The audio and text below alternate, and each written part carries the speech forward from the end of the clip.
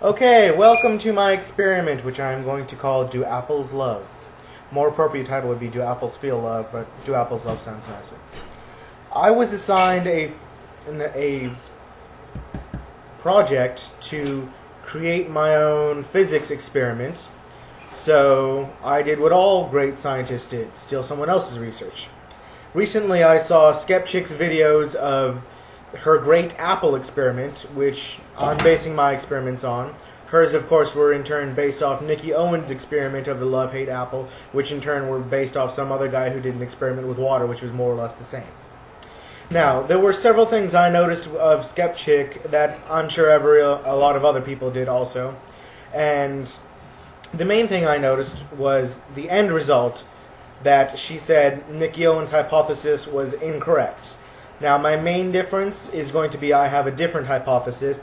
It's not going to be, will the love apple look better than the hate apple afterwards.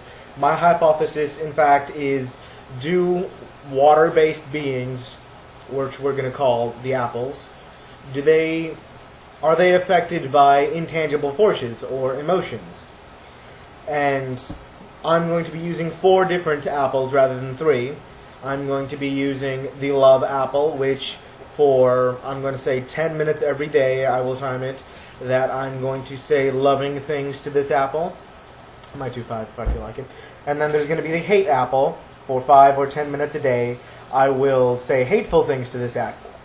And I will have the neutral apple, which will not be my control apple.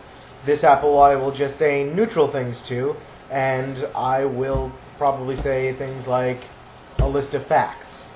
And finally, my control apple, I will not say anything to at all. Now, I've already got my 4 jars. This is my apple right here. I would like to thank my dad, who is sterilizing the 4 jars right now by boiling them in water. We're going to boil the knife shortly and cut this apple, Gala apple, from Kroger. We're going to cut this into 4 relatively equal slices. When I went to Kroger, I was there for a few minutes trying to find an apple that was as symmetrical as I could get. Now, obviously, since I'm just a high school student, I'm not going to be able to sterilize absolutely everything perfectly. In fact, 2 of the jars right now might be re-germ infected because we could only boil 2 at once. I'll let that be taken into consideration. However, I would also like to point out that the other 2 will probably also be let out for a short while. So, and again, sterilization, germs will always be there. So my dad pointed out why sterilize it at all. All of them have the equal opportunity of having germs. I'm going to sterilize it anyway, and I'm going to try and more or less let the 2 jars that are sitting out right now stay out for a relatively equal amount of time so they can get any germs that the first 2 might have. After that, I'm going to, of course, cut the apple, place them in there. I have these sticky notes, which I will label love, hate, neutral, and control. And my hypothesis, as I said, was, are they going to be affected by intangible forces?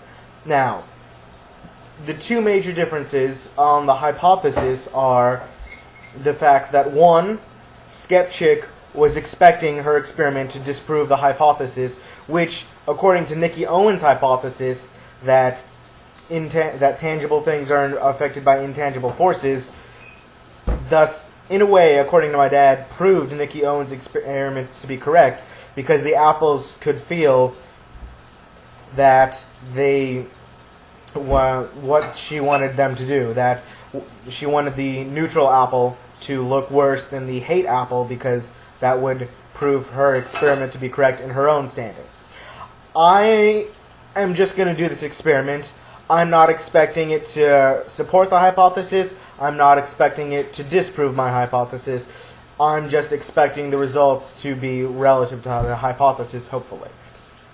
Now, I'm going to email Skepchick and hope she'll let me use the same mathematician she used, because though I'm very good at math, I'm not someone who's gone to college and looked at stats. I'm not a statistician.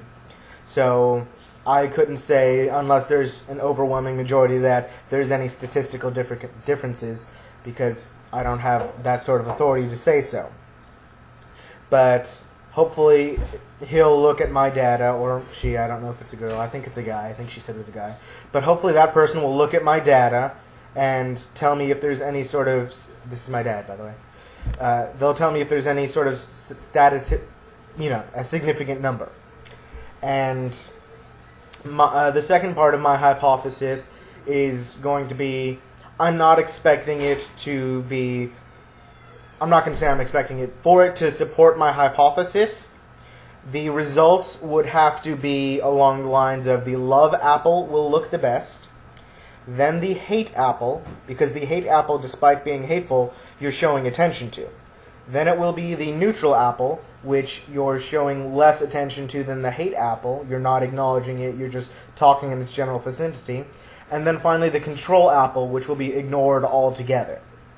However, again, it's entirely possible that it will be, all of them will look exactly the same, or there will be nothing in particular. Maybe the control will look best, and then love, and then neutral, then hate. I don't know. Anything could happen. So what I'm going to do, rather than, because I don't have a website to do this, I'm not going to be able to have thousands of people vote on pictures. What instead I'm going to hopefully do, because this project is due Tuesday, it is currently Wednesday, this will be day 1. On Tuesday, which will be day some other, I don't feel like counting right now, on Monday, I will take all 4 apples, hopefully still in their jars. I'm going to wrap them in newspaper, and I'm going to be taking off the yellow sticky notes, and I'll write probably in Sharpie, so because the sticky note would fall off. I will write in Sharpie 1, 2, 3, 4, and I will have people, and by people I mean my classmates. I have 6 different classes. My 5th period class, there's no one else in it. I'm a student aide. But I will have different people vote on which apple they believe looks best and which apple they believe looks worst. Now, if for any reason I decide I want them to rank it rather than that, I might, but most likely just because it'll be easier, I'm going to have them say which looks best and which looks worst. And then, I don't know if it'll be able to be done in one night. For those of you watching this in my physics class, if the data's not in by Tuesday, I'm sorry. For those of you watching this on YouTube, when I do get the data, I will let you know what it says. So that is more or less my hypothesis, my general experiment. And as you can see, I'm about to cut the apple because the stuff is done boiling. And later on, I'm going to post more videos, probably of me saying different stuff. I might just post like a video once of me for the love apple, once for the hate apple, once for the neutral, because obviously, you know, who wants to see me screaming at an apple 5 to 10 minutes a day? You know, if you do, get help. But I hope you will enjoy my experiment, and whether you're a supporter of Nikki Owen's hypothesis or you're a supporter of Skepchick's results, I'm sorry, my glasses are reflecting from outside, but if this supports your hypothesis, awesome. If not, I'm sorry. I'm just doing this for the scientific perspective, and because I thought it'd be cool, and because, you know, it's an assignment. So I guess I'll see you later.